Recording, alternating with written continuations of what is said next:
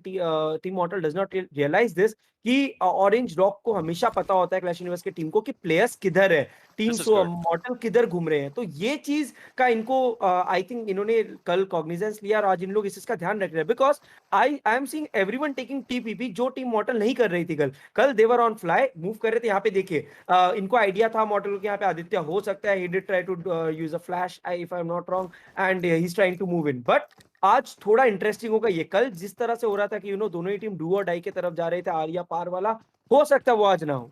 देखिए उस फ्लैश ने दो चीजें करी, अगर मैं बताऊं, वो जो स्टन हम्म, ग्रेनेड किया था उसने दो बहुत अच्छी चीजें करी। पहली चीज, ऑब्वियसली मॉर्टल के पास कोई और थ्रोएबल यूटिलिटी नहीं था, अवेलेबल नहीं तो था। उनको इन्फॉर्मेशन मिला। उनको इन्फॉर्मेशन नहीं मिला कि फुटस्टेप्स किस डायरेक्शन में है, क्या प्लेयर वहां पर रुक रहा है या क्या प्लेयर वहां से पीछे हटेगा, क्योंकि अब दूसरे प्लेयर के लिए गैम्बल बन जाता है कि ये स्टन की जगह फ्रैग भी हो सकता है। लेकिन सोल मावी ने यहाँ पर पिक निकाला क्लैश यूनिवर्स का, लेकिन वेक्सी उसी के साथ आते हैं और वो भी ट्रेड ऑफ यहाँ पर लेते हुए नजर आएंगे। स्काउट एक अच्छा बैक एंगल होल्ड कर रहे थे और इनके पास जो ये फ्रैग है ये जरूर इन्फॉर्मेशन और डैमेज भी निकाल सकता है। वेक्सी के ऊपर है ये जो फ्रैग, लेकिन वेक्सी वहां से बैक एंड पर आए थे, 20 का डैमेज उनको पड़ा। वो रिवाइव यहाँ पर करने की कोशिश करेंगे, जो एक अच्छी कोशिश हो सकती है। इस समय मॉर्टल की भी एचपी का उनके पास 10 बैंडेजेस है, ये उनकी एचपी 75 तक लेकर के जा सकते हैं। उसके बाद का इनको देखना पड़ेगा, लेकिन आदित्य का जो बैक एंगल है वो थोड़ा बहुत दिक्कत दे सकता है। अब देखते हैं कि जो टीम मॉर्टल है वो यहाँ से किस तरीके से आगे जाती है, क्योंकि मॉर्टल के पास 75 एचपी जाएगा, स्काउट और रिगल्टॉस उनकी 100 एचपी है और गन्स अच्छी इन दोनों के पास एकेएम है, तो ये वेपन इस्तेमाल में लाकर ला सकते हैं। लेकिन आदित्य ये M16 वर्सेस एकेएम में एकेएम बहुत बार जीतती है।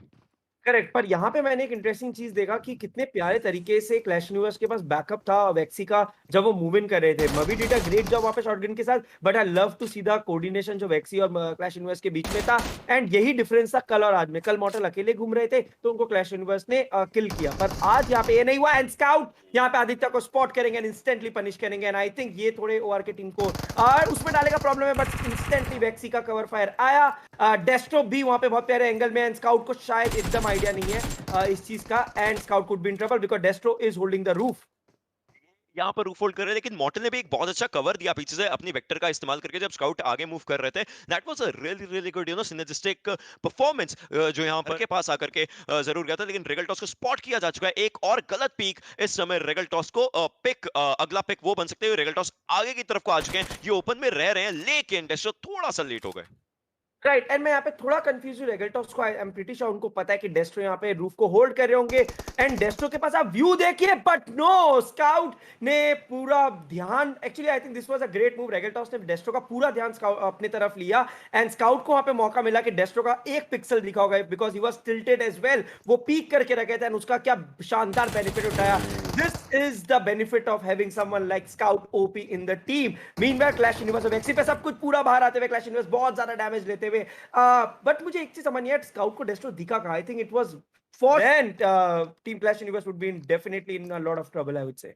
या they will be in a lot of trouble उस चीज के बाद। लेकिन अब मैं ये देखना चाहता हूँ कि आगे टीम मॉडल किस तरीके से सोचते हैं, क्योंकि आप देखिए लेफ्ट साइड को जो वाटर सिटी का लेफ्ट हैंड साइड एरिया रहता है वहां पर रेगल्टॉस तो आगे जा चुके हैं और वो घर होल्ड कर चुके हैं, जो काफी ज्यादा इंफॉर्मेशन दे सकता है। अगर रेगल्टॉस ऊपर चढ़ जाएंगे, वो ऊपर की डायरेक्शन में है, तो वो यहाँ से क्लैश यूनिवर्स को आते आते स्पॉट कर सकते हैं। And I am pretty sure वो स्पॉट कर चुके होंगे इस समय तक, क्योंकि उनको पता है डेस्ट्रो उस समय थोड़ा सा डिसएडवांटेज में है, क्योंकि उनको रिवाइव चाहिए होगा। अगर एक एक प्लेयर बच जाए काफी बेहतरीन रहेगा, और उसी का फायदा यहाँ पर रेगल्टॉस उठा सकते हैं आगे जाते हुए। Yes, move forward, clash universe आराम से स्पॉट किए जा सकते हैं इस एंगल से, और वेक्सी और क्लैश यूनिवर्स भी एक दूसरे से दूर हो चुके हैं। तो अब अगर एक और प्लेयर नॉकडाउन होता है यहाँ पर तो चल रहा है। एंड यस, आई थिंक जो रौनक की टीम है वो काफी क्लोजिंग कर चुकी है।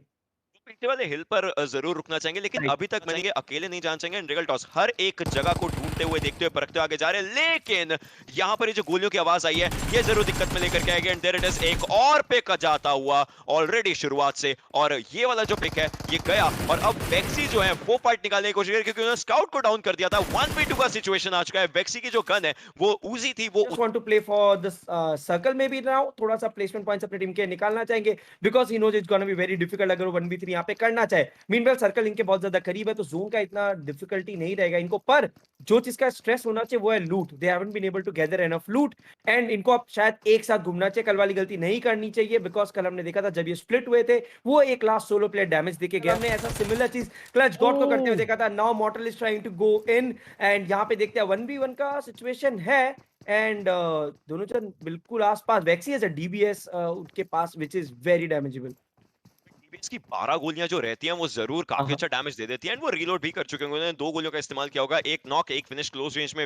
ये गन काफी बीस्ट रहती है, बट वेक्सी इस समय, अगर वेक्सी आगे उतरते हैं वेक्सी वल्नरेबल हो जाएंगे, अगर मॉर्टल इस एंगल से आगे जाते हैं मॉर्टल वल्नरेबल हो सकते हैं। एंड यस, मॉर्टल ने उनको स्पॉट भी किया, शॉट्स लिए थे, स्विच किया स्कारल पर। नाउ स्कारल versus DBS will be a good fight to watch अगर वो ये इस्तेमाल करते हैं, लेकिन वेक्सी आगे आ चुका है और इनके पास जो डीबीएस है उसी का इस्तेमाल कर रहे हैं, उसी का मे भी कॉल आउट रहा होगा कि उसी गन को इस्तेमाल किया जाना चाहिए, बिकॉज क्लोज रेंज में काफी बेहतरीन तरीके से, लेकिन क्लोज रेंज बीस्ट मॉर्टल के पास भी है। उजी इज अ ब्रिलियंट गन, लेकिन नीचे उतरे, कोई समय नहीं दिया और वेक्सी